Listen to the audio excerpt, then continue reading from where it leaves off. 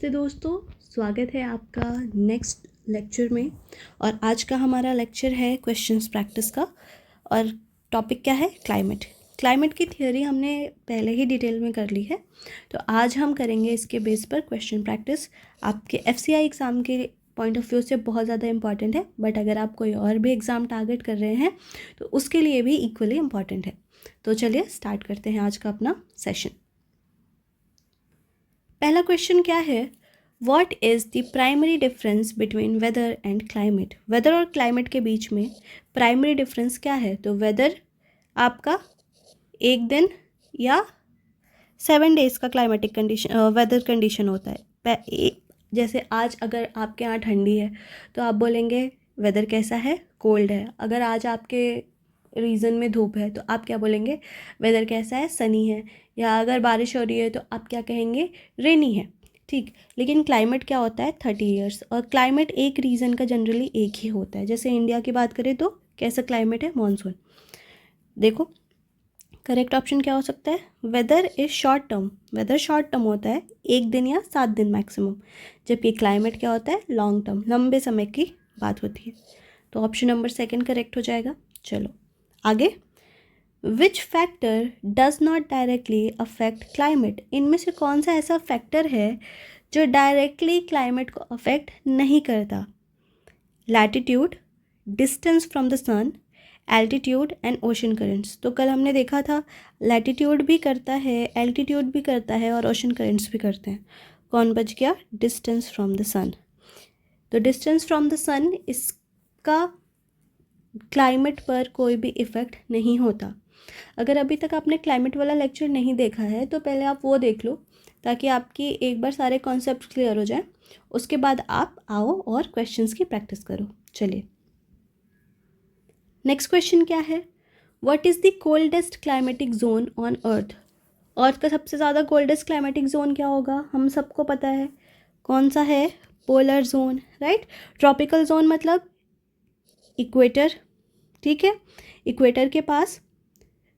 Polar zone poles के पास। Temperate zone इनके बीच में। पोलर और ट्रॉपिकल के बीच में कौन आता है? टेम्परेट जोन आता है। और सब ट्रॉपिकल जोन का क्या मतलब है? जो टेम्परेट और ट्रॉपिकल के बीच का जोन होता है, इसको हम कहते हैं सब ट्रॉपिकल जोन, ठीक है। तो आपका ऑप्शन नंबर C करेक्ट हो गया। चलिए next. Which climate classification system is widely used? कौन सा क्लाइमेट क्लासिफिकेशन सिस्टम हम ज़्यादातर यूज़ करते हैं या वाइडली यूज़ होता है?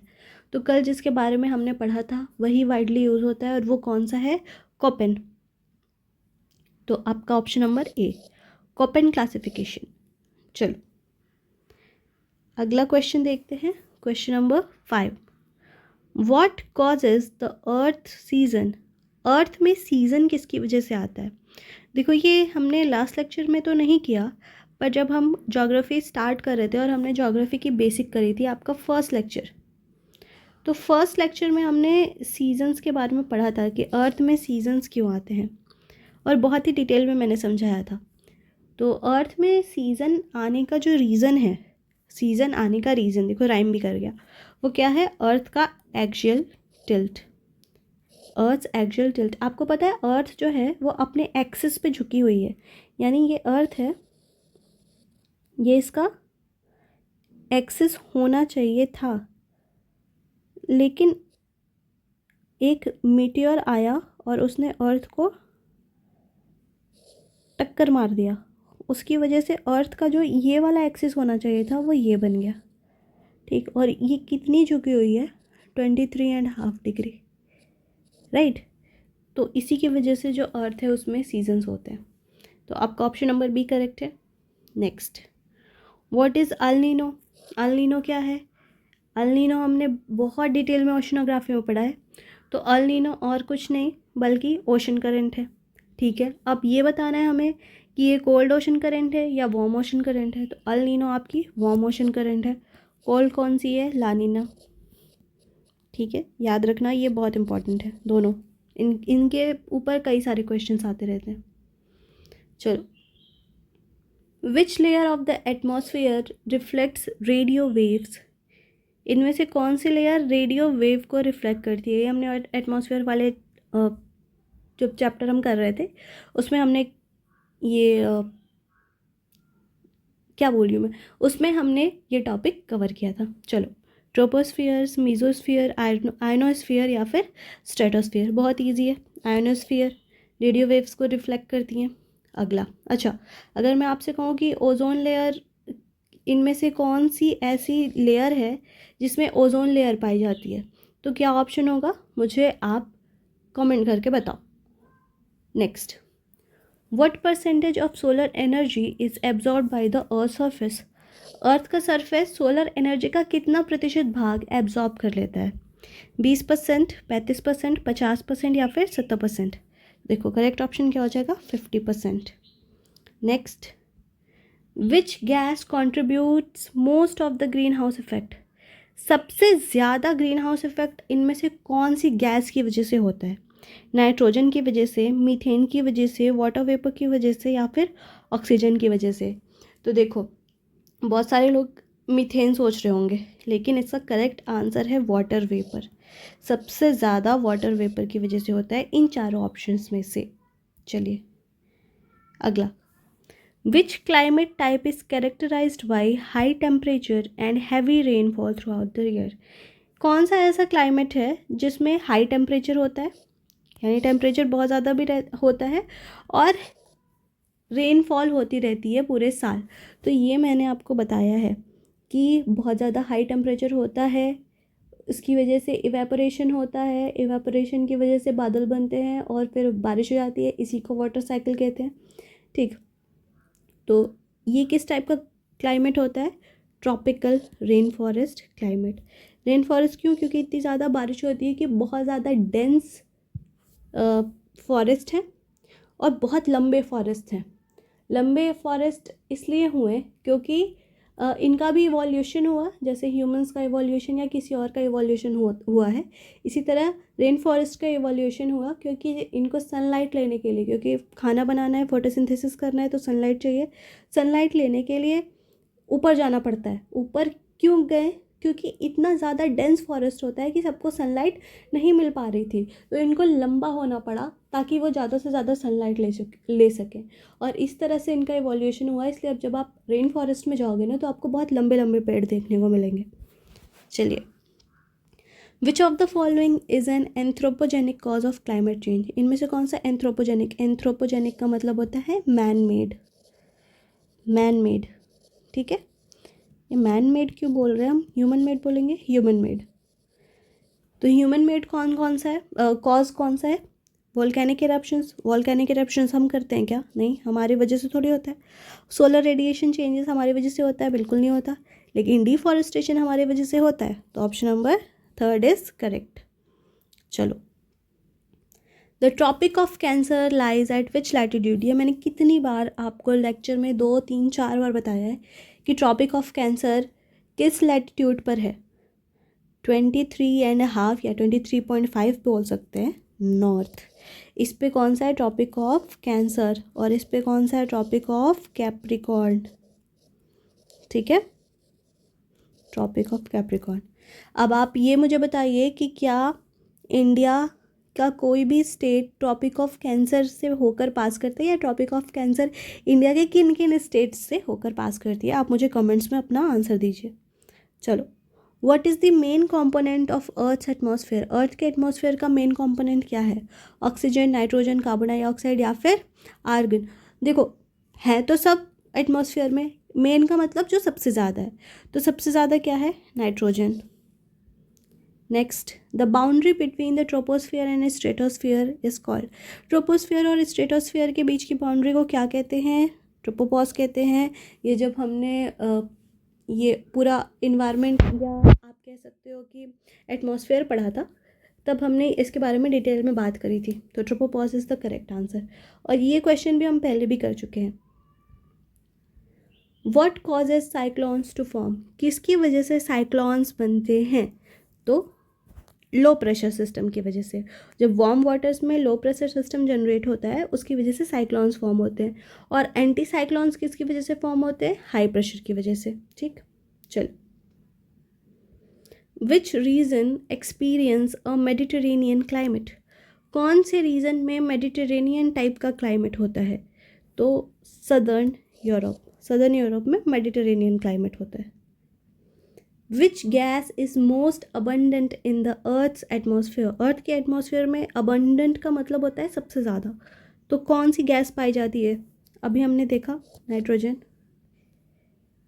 What type of winds are monsoon? Monsoon winds किस टाइप की विंड्स होती हैं? क्या ये लोकल विंड्स होती हैं, क्या ये पीरियोडिक विंड्स होती हैं, क्या ये ट्रेड विंड्स होती हैं, या फिर ये वेस्टर्लीज होती हैं? तो देखो ये जो मानसूनल विंड्स है ना, ये पीरियोडिक विंड्स होती हैं।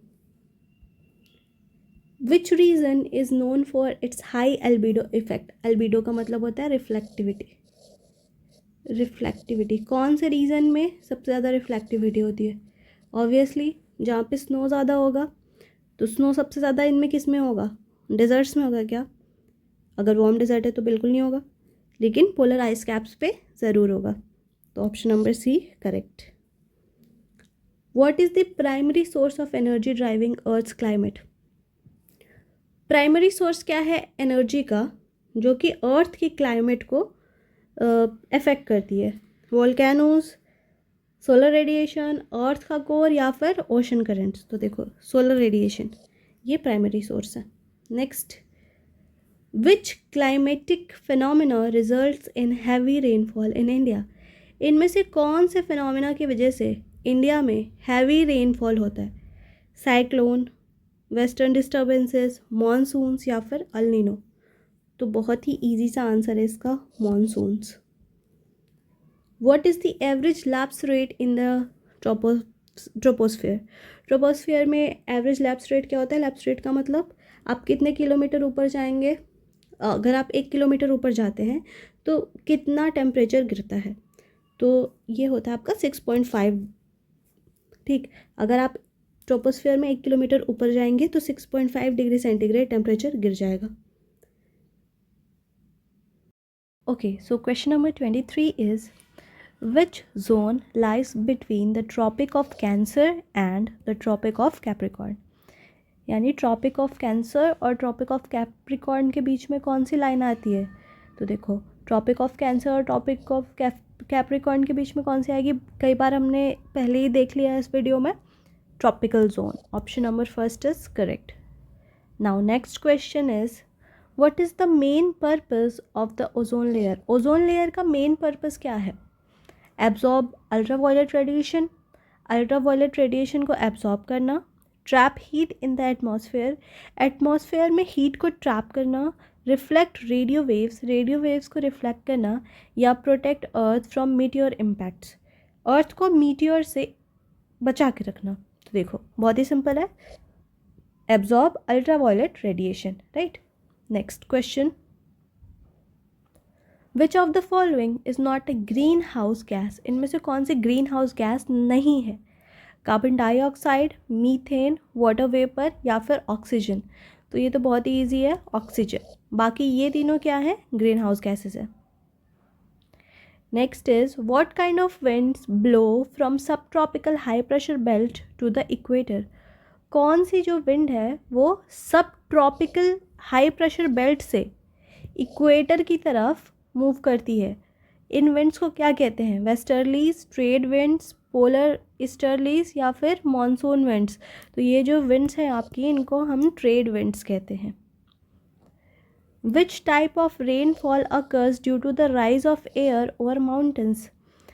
जब एयर माउंटेन्स से ऐसे ऊपर जाता है तो किस टाइप की रेनफॉल होती है?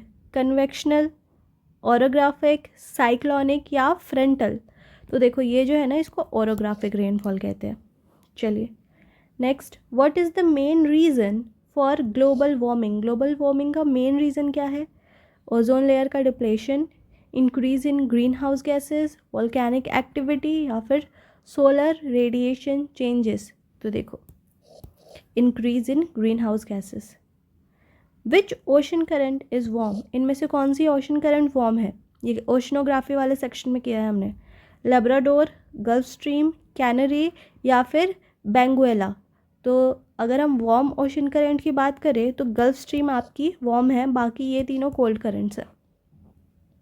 Next, the horse latitudes are region of, horse latitude किसके रीजन से? हैवी रेनफॉल के, काम विंड्स और हाई प्रेशर के, ट्रेड विंड्स के, या फिर साइक्लोनिक एक्टिविटीज़ के। तो जो हॉर्स लैटिट्यूड्स है ना, वहाँ पे काम विंड्स होती है और हाई प्रेशर बेल्ट होता है। तो आज के लेक्चर के लिए इतना ही, मिलते हैं नेक्स्ट लेक्चर में। अगर आपको कहीं पे कोई डाउट हो, कोई क्वेश्चन नहीं समझ में आया हो, तो आप मुझसे कमेंट करके पूछ सकते हैं। And all the very best for your exams.